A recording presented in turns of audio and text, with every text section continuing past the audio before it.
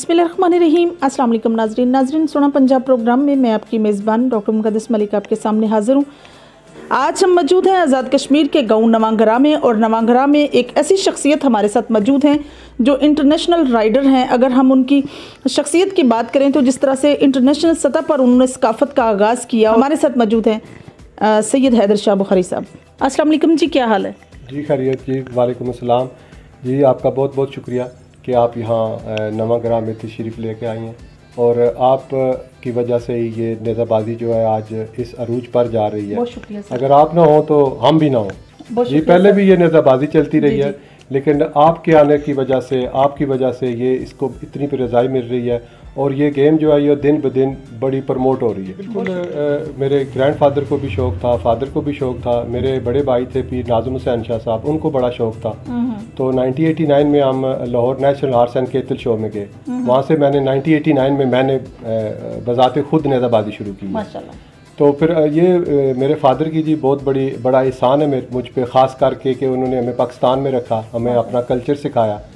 तो अब मैं भी उनके नक्शे कदम पर चल रहा हूँ। मेरा बेटा भी माशाल्लाह अभी 12 ईयर ओल्ड है। तो ये लास्ट जो कंपटीशन हुआ है सीमम टलिया में, वो भी हमने विन किया है। तीसरी पोजीशन हमारी सेक्शन की आई है। तो मैं जो जितने भी मेरे कोलीग्स हैं जी यहाँ जो नेज़ाबाजी कर रहे हैं, स्पेशली आज़ाद कश्मीर के, मैं उन सब भाइयों से, अपने बड़ों से, दोस्तों से ये अपील करता हूँ कि जितना अपनी जनरेशन, अपने यंग बच्चों को वो तैयार करें ना, क्योंकि आप देख लें कि हमारे कश्मीर में सबसे महंगे घोड़े हैं जी, और सबसे ज़्यादा जो घोड़ों को जो संभाल है वो हम कर रहे हैं जी। तो सवार हम क्यों बाहर से लेके आए? ठीक है, मजबूरन एक दो सवार अगर आ जाता है तो कोई मसला नहीं है, लेकिन हमारे इतने बेशुमार बच्चे हैं। तो जिस तरह अरखम बुखारी है, ये एक रोल मॉडल है कि ये 2 साल से नेज़ाबाजी कर रहे हैं। लास्ट ईयर ये यूके में गया हुआ था, वहाँ पे भी इसने जितने भी कंपटीशन हुए हैं वहाँ पे भी इसने पार्टिसिपेट किया है जी। तो मैं ये कोशिश कर रहा हूँ, अभी जो हमारी टीम जो 3rd आई है, ये सारी मेरे शागिर्द हैं। ये चारों हम घर की सेक्शन थी हमारी, तो बड़े बड़े अच्छे सवार आए हुए थे, तो हमने कम्पीट किया है। तो जहाँ तक आपका सवाल है जी, ये ट्रेडिशन और ये कैसे लगाव पैदा हुआ जी? बिल्कुल, ये आज़ादी के हवाले से देखें ना जी, पुराने ज़मानों में जो जंगें थी वो घोड़ों पे होते थे जी। तो आज भी अगर ज़रूरत पड़े तो इंशाल्लाह जी हम हाज़िर हैं अपने अबजाओ दाद की तरह, अपने उन नौजवानों की तरह जिन्होंने कश्मीर पे अपनी जानें कुर्बान की हैं। तो ये घोड़े यकीनन कश्मीर नहीं, इजराइल भी पहुँच सकते हैं। जिस तरह से हम अपने कल्चर को देखते हैं तो यंग जनरेशन का इसमें बढ़ चढ़ कर आना, पार्टिसिपेट करना, इसको आप किस एंगल से देखते हैं? कभी कभी हमें सुनवाई में मिलता था ताज़ेदार लोगों से कि अगर दादा घोड़ा लेता है तो पोता सिर्फ बांधना सीखता है। तो आजकल की जनरेशन विदिन 2 इयर्स उनको शौक़ पैदा होता है, घोड़े भी ले लेते हैं, नेज़ाबाजी की तरफ भी आ जाते हैं। तो ये ग्लोबल जैसे मीडिया है, तो ये क्या उसका कमाल है या क्या चीज़ है? इस पर आप क्या ओपिनियन देंगे? जी बिल्कुल, जो बड़ों की बातें हैं जी वो तो उनको तो कोई रद्द नहीं कर सकता। वो अपनी जगह पे ठीक है, लेकिन आजकल ये ग्लोबल वर्ल्ड है। घोड़े को या किसी चीज़ को कोई प्रॉब्लम हो, आप गूगल करें, 1 मिनट में आपको सारी इन्फॉर्मेशन मिल जाती है। तो वो टाइम और था। अब जो है ये वो पुराने जो मामलात हैं वो तकरीबन दबते जा रहे हैं। तो आजकल कोई इतना बड़ा मसला नहीं है। जितने भी तार हैं उनके सब के पास मुलाजम है, वो सब कुछ समझते हैं घोड़ों को मसाला कैसे देना है, टीका कैसे लगाना है। तो अब जो है ना, और सबसे जो जी मेन बात है वो ये है कि ख़ासकर मैं पाकिस्तान में भी और हमारे कश्मीर में भी अल्लाह के इतने फजल करम है कि लोगों के वसाइल बहुत बेहतर है।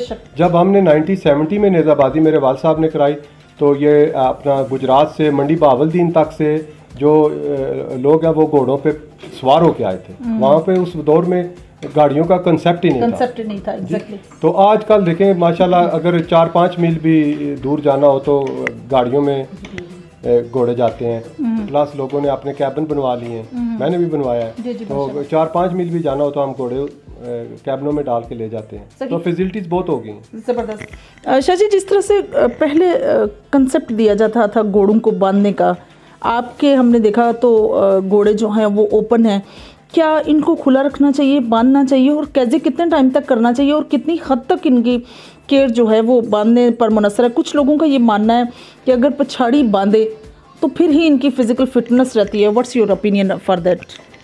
देखिए जी, वो मैं उनको कभी गलत नहीं कहूँगा जिन्होंने ये कहा है, शायद उनका तजर्बा मुझसे बेहतर हो, लेकिन जहाँ मुझे भी यहाँ पे जो मैंने खुद घोड़े रखे हुए हैं वो तकरीबन 35 ईयर हो गए हैं। तो पहले हम भी बांधते थे, लेकिन हमने ये लर्न किया है कि कोई भी चीज़ है जब आप उसको बांध देंगे, एक जगह पे खड़ा कर देंगे तो उसके मसल वगैरह स्टिफ हो जाएंगे। तो कोई भी चीज़ है जब वो घूमती फिरती रहेगी वो फिट रहेगी। जी, तो मैंने ना कुछ अरसे से थोड़ी देर के लिए हम घोड़े बांधते हैं उनको, क्यादा तो घोड़े की खुराक है, ये बहुत ज़रूरी है, लेकिन घोड़े को थोड़ी देर आप बांधें, अगर पछाड़ी वगैरह लगाएं इसमें कोई हर्ज नहीं है, लेकिन कम से कम 24 आवर्स में 12-14 घंटे घोड़ा खुला रहना चाहिए ताकि वो घूमे फिरे, उसकी जितने बेन्स वगैरह है वो उसका स्ट्रेस खत्म होता है। ये जो है ना जी, जब घोड़ा बंद हो जाता है, 2-3 दफ़ा मेरे दोस्त हैं उनके घोड़े बांधे हुए हैं सख्त गर्मी में, तो मैंने उनको फ़ोन किया तो उन्होंने कहा जी ये घोड़ा तो मैं हम डॉक्टर बुला रहे हैं। हमारे डॉक्टर जो है वो किया कि आते ही ना, मैं किसी को क्रिटिसाइज नहीं कर रहा, जो मैंने तजर्बा किया है, और ये मैं बात अल्लाह को आदर नादर जान के कह रहा हूँ। 2-3 दफ़ा घोड़े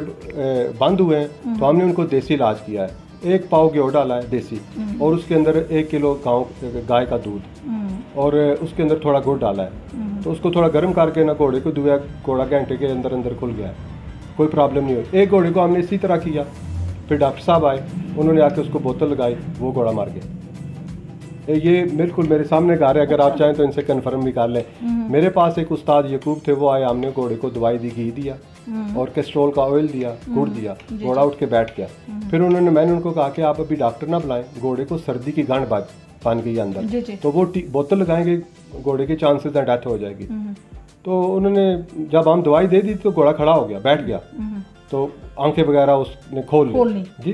तो फिर वो आए, डॉक्टर साहब ने जाते ही आके उसको बोतल लगाई। आप यकीन करें, हम बाहर नहीं निकले डेरे से तो घोड़ा गिर गया, और 2-4 मिनट बाद घोड़े की डेथ होगी। कोशिश करनी चाहिए, जो हमारे अबजावदाद ने जो इलाज किए हैं ना, तब उस दौर में कब डॉक्टर थे, तो भाई ये देसी इलाज ही थी ना, वो एक नंबर। खास बात ये होता है कि मैं आपको कह रहा हूँ कि 1 पाव घी दें जी, 1 कप दें या 1 प्याली दें, आप 2 प्यालियाँ दे दें, तो ये तो फिर गलत हो गया ना। अगर इलाज प्रॉपर हो ना देसी, उससे ऊपर कोई इलाज ही नहीं है। यहाँ पर क्या प्रॉब्लम है, मैं तेल लेके आया टेरावीरा का, जुमा का जी, तो आप यकीन करें 4 किलो मैं तेल लेके आया, उससे 1 किलो जब गर्म किया ना, 1 किलो उससे मिट्टी निकली, तो वो मिट्टी अगर मैं गर्म ना उसको करता तो वो घोड़े के अंदर ही जानी थी, उसने बजाय उसकी हेल्प करने के उसको नुकसान देना था। यहाँ पे जो भी मेरे जो भाई दोस्त देख प्रोग्राम ये सुने, कोई बच्चे जो हैं बड़े, तो माशाल्लाह उनको तो हमें सिखाना चाहिए ना, तो जो बच्चे हैं जिनके पास घोड़े हैं वो ये ज़रूर देखें कि जो जहाँ से भी वो चीज़ लेके आए ना, वो 1 नंबर हो, उसमें मिलावट ना हो, और अगर तेल वेल हो तो उसको एक दफ़ा चेक करें जरूर वहाँ से, बल्कि अपना निकलवाएं। लेकिन ये एक मन आप ले लें, जुमा ले लें या सरसों ले लें, तो उसका तेल निकाल लें, जहाँ पे आपके 4 किलो ने काम करना है, ये 1 किलो काम करेगा। अच्छा शाह जी, बड़ी अच्छी बात है, आप इंटरनेशनल राइडर हैं माशाल्लाह से, अरहम को भी आप इस फील्ड में ले आए और माशाल्लाह से वो एक ब्रांड बन गया है, बाकी लोगों के लिए एक, मैं समझती हूँ कि एक अच्छा तासर है, ताकि बाकी नौजवान भी पार्टिसिपेट करें नेज़ाबाजी में। फेडरेशन का बनना किस हद तक मुफीद है पाकिस्तान में? क्या आपको लगता है कि इस फेडरेशन का एक आम सवार को भी फ़ायदा होगा? क्योंकि फेडरेशन का पर्पज़ तो है कि तमाम को फैसिलिटेशन करना, मतलब इस तरह तो नहीं देखा जा रहा कि ये फ़लां जो है पुराना इतने सालों से है तो इसके ही बच्चे को आगे लिया जाए। क्या ओपिनियन देंगे आप? जी बिल्कुल ऐसा नहीं होना चाहिए। आप देखें जी, जो मेरा हक है नेज़ाबाजी पे, वही मेरे मुलाजिम का है, वही किसी और का भी है, चाहे कोई गरीब है, कोई अमीर है, मतलब सबसे जो है ना परफॉर्मेंस पे डिपेंड करता है। यहाँ पे एक दफ़ा मैं ऐलान सुन रहा था कि पाकिस्तान की फेडरेशन है जो वर्ल्ड फेडरेशन बनी है, तो मैं अपने भाइयों से बात कर रहा हूँ और इंशाल्लाह मज़ीद भी करूँगा कि हम भी वर्ल्ड लेवल पे कश्मीर की टीम तैयार करें, यहाँ पे कंपटीशन हो, जो 4 बच्चे, मैं कभी ये नहीं कहूँगा कि मेरा बेटा, जो 4 सवार कंपटीशनों में उनकी एवरेज सबसे बेहतर हो जी, वो कल जाके कश्मीर को रिप्रेजेंट करें। और अब ये गेम जो है जी नेज़ाबाजी, ये अल्लाह के फजल करम से और आप लोगों की वजह से ये इस कदर मशहूर हो गई है, ये एक वर्ल्ड ब्रांड बन गया है। अभी कनाडा में शुरू हो गई है, दुबई में 2-3 साल से हो रही है, सऊदीया में होगी, इंग्लैंड में है, फ्रांस में हो रही है, अभी कुछ लोग कह रहे थे कि जर्मनी वगैरह में भी ये गेम शुरू हो जाएगी। और ये एक प्रॉपर, जिस तरह क्रिकेट और दूसरी स्पोर्ट्स हैं, ये भी, इसको भी इंशाल्लाह यही दर्जा मिलेगा। अगर हम बात करें बाबा नेज़ाबाजी, जिस तरह से मलक अता साहब थे, अल्लाह पाक उनकी मगफरत फरमाए, मैं समझती हूँ कि इतना अच्छा उन्होंने नेज़ाबाजी का आगाज़ किया। इंग्लैंड में जाके जिस तरह से उन्होंने अपने आप को कल्चरल रिप्रेजेंट किया है, आप लोगों की बेएफर्ट आप नेज़ाबाजी में कर रहे हैं, क्या लगता है कि आने वाले वक्त में आप इसको अरूज पाता इंटरनेशनल सतह पर देख रहे हैं? जी ज़रूर, बिल्कुल। नवाब साहब तो एक नेज़ाबाजी की जो तारीफ़ है वो उन्होंने कराया है। Exactly. आज से तकरीबन 1989 में मेरी उनसे मुलाकात हुई थी लाहौर में, तब मैं बिल्कुल ही बच्चा सा था। जी जी। तो जिस तरह की उनकी नेज़ाबाजी और उनका स्टाइल या उनका घोड़ा बजाने का था, वो आज तक मैंने किसी में देखा नहीं। वो अपने आप में एक शख्सियत थे जी, और घोड़ों के हवाले से उनसे बेहतर दुनिया में शायद ही कोई बंदा जानता हो। जी जी। अच्छा, आते हैं हम ब्लड लाइन की तरफ। शाह साहब, जिस तरह से पाकिस्तान में बराल ब्लड लाइन पर एक कमेटी तजवीज़ की गई है और बड़ा अच्छा इस पर वर्क भी हो रहा है, जिसमें तमाम ताज़ेदार लोगों में मुख्तलिफ डिस्ट्रिक्ट्स में कश्मीर से भी कुछ लोगों को चूज़ किया गया। क्या लगता है बराल ब्लड लाइन के घोड़े सबसे ज़्यादा अच्छे हैं? वटू ब्रीड्स के बारे में आपकी क्या ओपिनियन है? रावी ब्रीड, चूँकि वटू और रावी तकरीबन मिलती जुलती ब्रीड है, क्या ओपिनियन देंगे इस पर आप? जी बिल्कुल। अभी देखें ना जी, जो घोड़ा है जुल्ले सियाल वाला, जी जी। आप जिसको भी देखें ना वो कहेगा जी ये जुल्ले सियाल वाले का बच्चा है जी। ये मैं किस मतलब क्रिटिसिज्म नहीं है जी। लेकिन आप देखें कि मुझे अभी तक कोई घोड़ा पेड़ में नजर नहीं आया जिसने परफॉर्म किया हो, बंदा ये कहे जी ये जुल्ले सियाल वाले का बेटा है। अभी मेरे पास जो रोशन घोड़ा आपने देखा है जी जी। तो वो कहते हैं ना कि action speaks then the word. तो ये मैंने दूसरा साल है मैं इसको बजा रहा हूँ पेड़ों में, तो दुनिया देख रही है, हर बंदे को अपना बेटा बहुत खूबसूरत लगता है जी। हर ब्रीडें जो है बिल्कुल बराल वाली एक ब्रीड है जी, लेकिन अगर मिले आपको सब। मेरे पास जो ये बच्चा है जी, इसका चाचा मैंने कुछ 12.5-13 साल रखा है, उसका नाम था पंछी। पूरे जितने भी नेज़ाबाजी के लोग हैं वो उसको जानते हैं बिल्कुल। और उसके बाद मुझे इसका एक भाई मिल गया जो बाप से भाई थे ये, लेकिन माँ डिफरेंट थी। उसका कद पंछी से थोड़ा बड़ा था। तो फिर उससे एक घोड़ी हमने क्रॉस कराई, वो घोड़ी भी बहुत अच्छी ब्रीड की थी। मुझे ये नहीं पता वो उसकी ब्रीड क्या है, लेकिन ये जो मेरे पास ब्रीड है ये प्रॉपर वटुओं वाली ब्रीड है जी। तो उसका बच्चा है, तो जो बंदा मैं इस ब्रीड को मैंने बजाया, और भी मेरे पास 3-4 घोड़े हैं, इसके अलावा भी घोड़े हैं, लेकिन इनके बजाने का एक अपना स्टैंडर्ड है। इनको आप कभी भी आप जब पेड़ में आप जाएंगे, आप इसको देखेंगे कि जहाँ से ये फर्स्ट पट्टी निकलेगा ना सिरे से, वहाँ से इसने सेकंड थर्ड, आप 10 पट्टियाँ बजाएं, जहाँ से इसने स्टार्ट लेना है और जहाँ पर जाकर रुकना है पहली पट्टी, एंड तक जाए 10, 12, 14, 15 पट्टियाँ पड़े, ये वहीं पे आकर रुकेगा। उस दिन भी मैंने इसको 9 पट्टियाँ बजाया। आपने देखा होगा कि वहाँ पे एक चावलों की फसल थी, ये उस कोने में जाकर रुका है, और आखिरी पट्टी भी ये 9 पट्टियों के बाद भी उसी में जाकर रुका है। तो बात बात ये होता है कि जी फर्ज करें आपने कोई घोड़ी क्रॉस कराई है, कोई भी घोड़ा अच्छा निकल आता है। हो सकता है कि आप उसकी माँ अच्छी ना हो या बाप अच्छा ना हो, वो अपने दादे पे चला जाए, परदादे पे चला जाए, ये ऐसा हुआ है बिल्कुल। तो कश्मीर में तो माशाल्लाह जी आप क्लास की ब्रीडें हैं जी, माशाल्लाह लोग अफोर्ड कर सकते हैं, बड़े बड़े महंगे घोड़े आए हुए हैं। तो अच्छा सब, जिस तरह से आपने अरहम को तैयार किया नेज़ाबाजी के लिए, तो किस तरह से आपने मेंटली उसको बिल्डअप किया? उसकी एफिलिएशन आपको देखकर थी या वो ब्लड लाइन का इफेक्ट है, जिस तरह से आपने कहा कि बाप दादा का असर भी निकल आता है?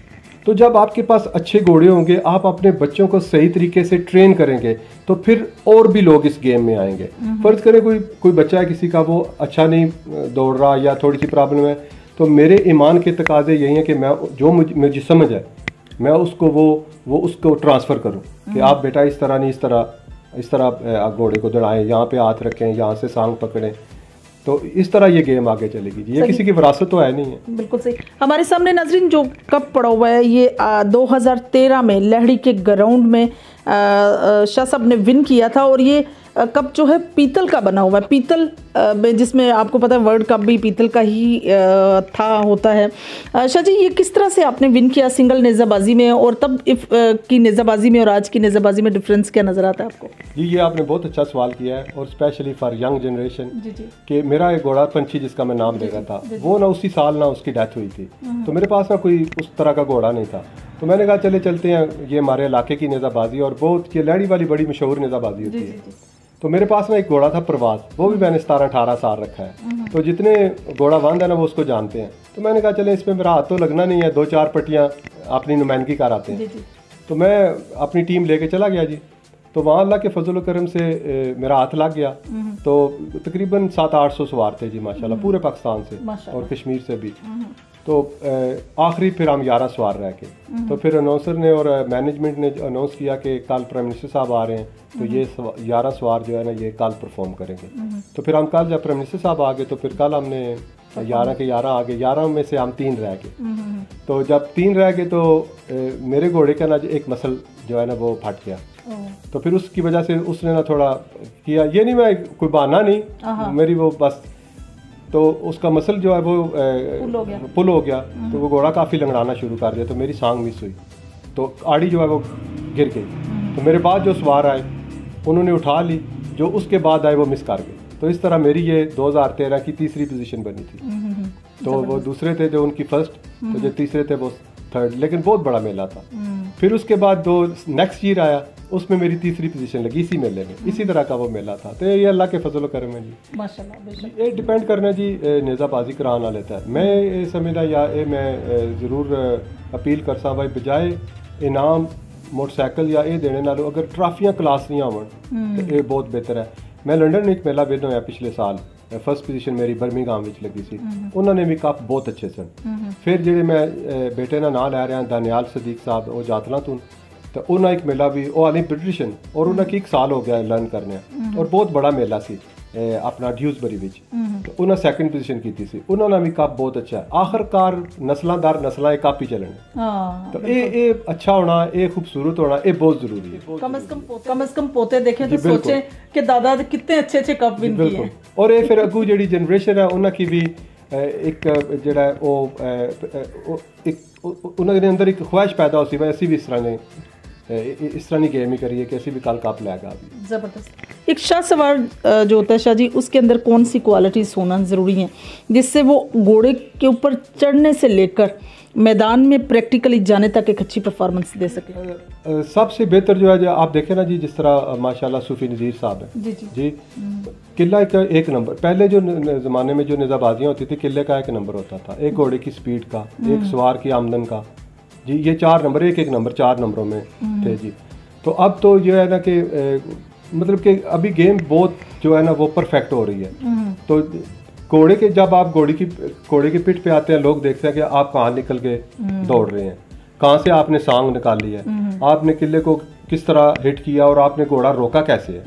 ये 3-4 चीज़ें जो होती हैं ये बेसिकली किसी उस्ताद से ही बच्चों को सीखनी चाहिए, क्योंकि जो आप अच्छा सीखेंगे तो अच्छा परफॉर्म करेंगे।